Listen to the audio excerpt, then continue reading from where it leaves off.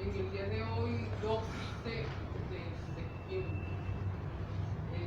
Estamos en la oficina parlamentaria del partido para organizar nuestra rueda de prensa. Acaba de terminar unos minutos recién la videoconferencia donde todos los equipos del PPT a nivel nacional que pueden conectarse participan en la construcción de nuestra rueda de prensa. Siendo así, en primer punto tenemos que informar que las actividades, vamos a tratar de informar las actividades del PPT de la semana, al menos de las centrales, ¿no? Tenemos, por ejemplo, la consulta pública. Invitamos a todos los trabajadores y trabajadoras, a las familias en el país, que el 13/9 del 2022, en el piso 8, el edificio José María Vargas, a las 10 de la mañana, se va a celebrar una consulta pública que organiza nuestra compañera del PPT, diputada Gisela Tobar, y quienes acompañan este trabajo de la Comisión de Desarrollo Social, la ley de los trabajadores y trabajadoras a domicilio. Es una deuda que existía con la ley orgánica de los trabajadores y trabajadoras legada del presidente Chávez, que pone en manifiesto la necesidad de proteger a estos trabajadores y trabajadoras, generalmente que son familias que trabajan a destajo en sus diferentes domicilios y no reciben el dinero, el salario, los ingresos que deberían recibir. También el 14 de septiembre vamos a participar como partido, tomando en cuenta que hemos venido haciéndole un seguimiento a lo que es el intercambio científico y tecnológico que tiene Venezuela con otros países. Vamos a acompañar el inicio de la Feria Científico-Tecnológica Irán-Venezuela. Irán es uno de los países con los mayores proyectos científicos tecnológicos en el mundo. Entiendo que es el tercer país, poco se conoce en Venezuela, y vamos a acompañar esta actividad. También el 15 de septiembre tenemos una videoconferencia sobre el Movimiento Nacional de Emprendedores del PPT, que se va a efectuar de 2 a 3 de la tarde el día jueves. Invitamos a todos aquellos que se quieran sumar a esta videoconferencia, porque se van a actualizar los procedimientos y la propuesta que tiene nuestro partido para darle fortaleza a ese concepto que el PPT ha defendido, la soberanía productiva de Venezuela, y además el encadenamiento productivo, que debe tener un modelo para hacer que ese proyecto de los emprendedores, una política del presidente Nicolás Maduro, sume el fortalecimiento de la soberanía económica y productiva de Venezuela. También el 15 de septiembre vamos a tener un conversatorio del PPT, organizado por el PPT, un conversatorio cultural en la estación del metro de Carapita a las 10 de la mañana, con el propósito de entender la importancia de lo que significa un servicio de metro para una ciudad tan densa poblacionalmente de Caracas. ¿Cómo rescatar el metro? Ha habido situaciones complejas dentro de todo este servicio importante para Caracas, y cómo ha venido recuperándose el servicio, la calidad del metro. Y parte, entre otras cosas, no solamente las responsabilidades que evidentemente tienen quienes están en la administración del metro, sus trabajadores, pero también los usuarios, y rescatar esa forma cívica, democrática que ha habido siempre en los espacios del metro. Así que los invitamos. Quisiéramos también entrar ya en materia, señalar que estamos preparando todo lo relativo a la celebración del cuarto de siglo que cumple Patria para Todos, 25 años de existencia, el 27 de septiembre. Ya estamos organizando nuestra celebración, entre otras cosas, las orientaciones que hemos venido señalando, que donde haya un equipo parroquial y municipal, regional de Patria para Todos, que es a nivel nacional, deben hacerse celebraciones con la perspectiva de dónde venimos y del criterio que hemos venido desarrollando de la refundación. Vamos a hacer foros, conversatorios, porque el PPT, como un instrumento de lucha, de organización de nuestro pueblo está obligado a orientar e informar de la significación que tiene como organización política y los objetivos estratégicos que tiene para defender la República y preservar el proceso revolucionario. También en el marco de esa celebración, o coincidiendo con ella, informamos en el día de hoy a nivel nacional que ya tenemos la fecha definitiva para la celebración de la Asamblea Nacional del PPT, que está prevista ya para el día 30 de septiembre, 1 y 2 de octubre. Van a ser 3 días de debate, 3 días de encuentro, 3 días de reconocimiento, que siempre culmina con la ratificación de las autoridades parroquiales, municipales, regionales y la aprobación también de las estructuras nacionales del partido, del secretariado y de la dirección nacional. De la misma manera, allí es la última etapa para recoger las propuestas de los planes políticos regionales del PPT en cada estado, que además subsume los planes municipales de cada estado. Entonces, todo esto lo vamos a sistematizar en el plan político programático del PPT. Queremos resaltar que esta es por vez primera que estamos elaborando esa metodología de manera tal que todos nos veamos representados en este proyecto político del partido. Eso no significa que vamos a dejar atrás las políticas del Pacto para Todos. ¿De dónde venimos? Tenemos iniciativas importantes que han sido desarrolladas con mucho éxito, no solamente el partido, sino a nivel inclusive de las instituciones públicas. Por lo tanto, celebramos que vamos a efectuar en el área central de Caracas, se va a dar la Asamblea Nacional, además de los delegados, que tienen delegados calificados con el derecho de tomar decisiones políticas y sobre el área de la decisión de sus autoridades. Vamos a invitar también, como siempre hemos hecho, a los compañeros del Gran Polo Patriótico y además al presidente Nicolás Maduro Moro, camarada presidente que va a estar con nosotros, o por lo menos lo estamos invitando nuevamente, reiteramos la invitación al presidente y a las autoridades de los partidos del Gran Polo Patriótico. Siendo así, nosotros quisiéramos también señalar que hemos venido señalando varios temas para el día de hoy. Uno de ellos es el apoyo. En el marco de la videoconferencia se dieron varios debates interesantísimos. Nos proponían los compañeros de varios estados celebrar y respaldar la campaña sistemática que tienen las instituciones públicas, porque no son solo las Fuerzas Armadas Nacionales, las Fuerzas Policiales, sino también los órganos del Estado, de la Fiscalía, una lucha frontal contra el narcotráfico, contra las drogas. Y nosotros reconocemos esa lucha implacable porque ha sido un método que ha impuesto Estados Unidos para someter a los países que no se doblegan. Recordamos que Venezuela es reconocida en Naciones Unidas por ser uno de los países en América Latina con mayores reconocimientos por la calidad de la lucha contra las drogas. Y celebramos porque no es cualquier cosa, no es cualquier concha de ajo, como se dice, dar esa lucha. Nosotros reconocemos lo que se ha venido haciendo en el sur, en Aragua, en Miranda. Celebramos de verdad con resultados concretos. Caiga quien caiga, quien esté involucrado en ese delito atroz que afecta a la familia, que puede afectar a la familia venezolana. Somos uno de los países que tiene los niveles de afectación menos importantes, menos graves, justamente por ese sello. Quisiéramos también saludar en el marco de las políticas institucionales que viene desarrollando el Estado, una que nosotros consideramos de gran importancia, porque además hemos hecho propuestas y las continuamos haciendo.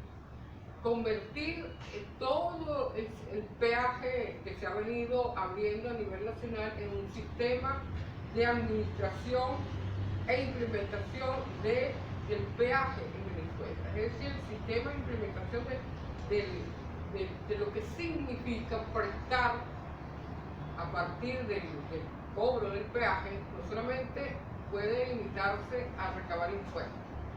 El cobro del peaje que se ha venido desarrollando a nivel nacional debe estar orientado y está orientado a garantizar la calidad de las autopistas, de todo lo que son las áreas troncales, las vías troncales, garantizar la seguridad de la calidad de las carreteras y las autopistas, garantizar el servicio de emergencia, de ambulancia, de caso necesario, lo que significa los problemas de accidentes que puede ocurrir, que pueda haber un sistema seguro para el usuario de las grúas.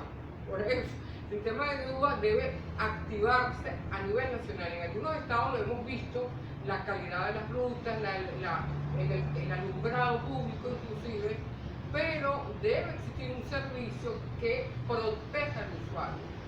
Pero además nosotros quisiéramos complementar lo siguiente.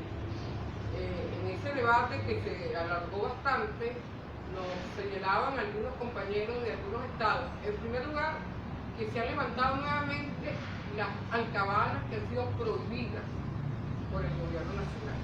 Nosotros entendemos, y así lo decíamos, que hay momentos en que, por razones de seguridad, el Ejecutivo Nacional ordena montar operativo de seguridad, capturar las alcabalas. Pero esa información debe ser conocida por quien maneja, las autoridades civiles que manejan el sistema de peajes, de manera que no haya nada que no se conozca a nivel nacional. También quisiéramos señalar que se propone que los funcionarios que trabajan en los peajes, los funcionarios policiales o militares que trabajan a lo largo de esa vialidad, que sabemos que son un número importante, se les debe garantizar a ellos la hidratación, la alimentación, el transporte y la pernocta de ser necesario, porque a todos nos ha ocurrido que viajamos a lo largo y ancho del territorio nacional y nos vamos a encontrar con algún policía o a un funcionario militar que no ha tomado agua durante varias horas, no se ha podido alimentar. Y consideramos que ese servicio de garantizar la alimentación a los funcionarios que están cumpliendo un servicio en esas áreas debe ser garantizado dentro de ese sistema de peajes que se está organizando a nivel nacional. Creo que es importante, le da seguridad a los usuarios, le da seguridad a los funcionarios y además también hablamos de la necesidad de incorporar, reducir el costo del transporte, el cobro del peaje inclusive de ser necesario para aquellos productores agrícolas, pequeños productores agrícolas, que van a lograr sacar su cosecha en tanto y en cuanto se mantenga esa vialidad.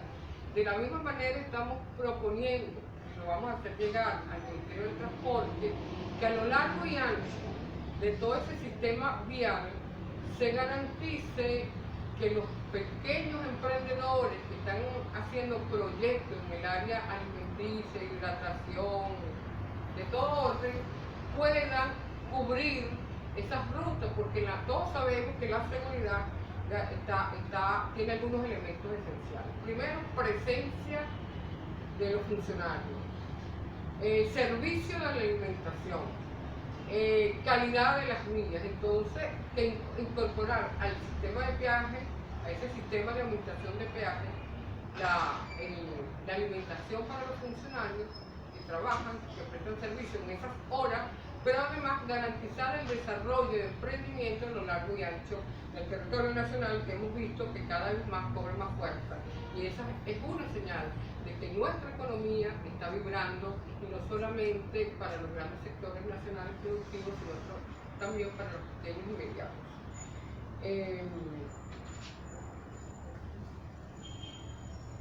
Un tema en el orden internacional es que celebramos, por supuesto, el anuncio que hizo el presidente de la República, Nicolás Maduro Moro, que el 26 de septiembre se iba a aperturar, ya se abría el comercio nacional fronterizo entre Colombia y Venezuela. comercio entre Colombia y Venezuela. Me parece importante. También respaldamos, nos parece responsable las declaraciones del gobernador de Táchira, Freddy Bernal, cuando dice que esto va a ser gradual, porque efectivamente se tiene que adecuar las normativas legales, pasado tanto tiempo, sin relación de intercambio entre ambos países, se deben adecuar las normativas.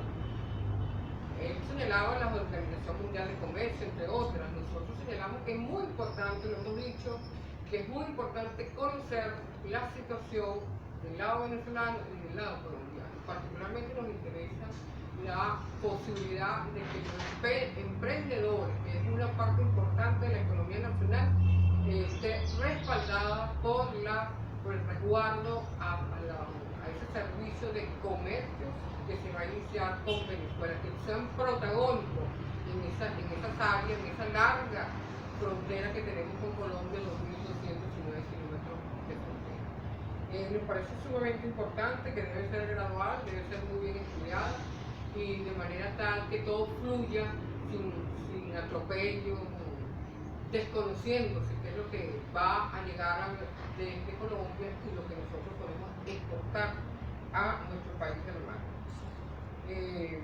En relación, creo que es importante también hacer referencia, por supuesto, al fallecimiento de la reina del Reino Unido, Isabel II. Es un momento, por supuesto, de luto para el pueblo del Reino Unido, pero también tiene otras interpretaciones que no podemos dejarlas de lado. Una es en relación al oro de Venezuela, tomando en cuenta que, de acuerdo a las informaciones que emanaron del gobierno del Estado británico, todo dependía del reconocimiento que la reina Isabel había hecho o no de ese holograma que se llama un holograma. Es un holograma por obvias razones, pero si dependía de ella, quiere decir, por un lado, que Venezuela puede apelar nuevamente la devolución de nuestro oro. En segundo lugar, esto lo señalamos porque ellos consideraron que quien había enviado las cartas al presidente Nicolás Maduro, la reina Isabel II, que acaba de fallecer, no era la misma persona que dirigía los destinos de la perspectiva de la política exterior de las islas del Caribe, porque las cartas que se presentaron como prueba de reconocimiento del presidente de la República no era el mismo sujeto jurídico. Lo cual quiere decir que la mayoría de las islas del Caribe que todavía tienen esa carga monárquica sobre sus espaldas, a partir de hoy, tomando en cuenta esa declaración de carácter jurídico, quedan sujetos de Estado y por lo tanto pueden a partir de hoy sus parlamentos respectivos declarar la independencia. Eso forma parte de las consecuencias jurídicas, tomar medidas para burlar un fraude a la ley, un fraude al derecho internacional público para no devolverle el oro a Venezuela. Decíamos unos días antes, en una entrevista radial, que efectivamente esa forma fraudulenta de comportarse al Reino Unido le iba a traer consecuencias. No sabíamos que iba a ser tan pronto.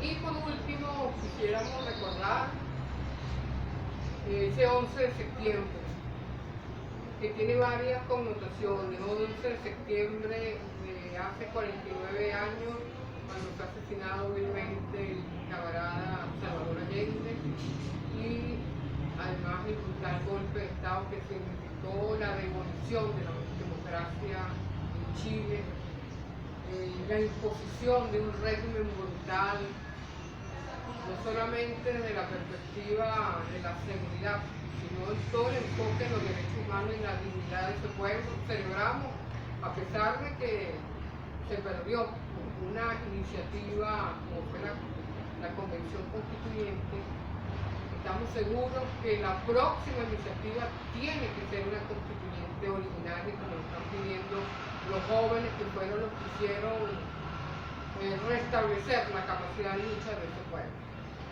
Pero también hay dos elementos, dos hechos históricos importantísimos que tienen que ver con el 11 de septiembre.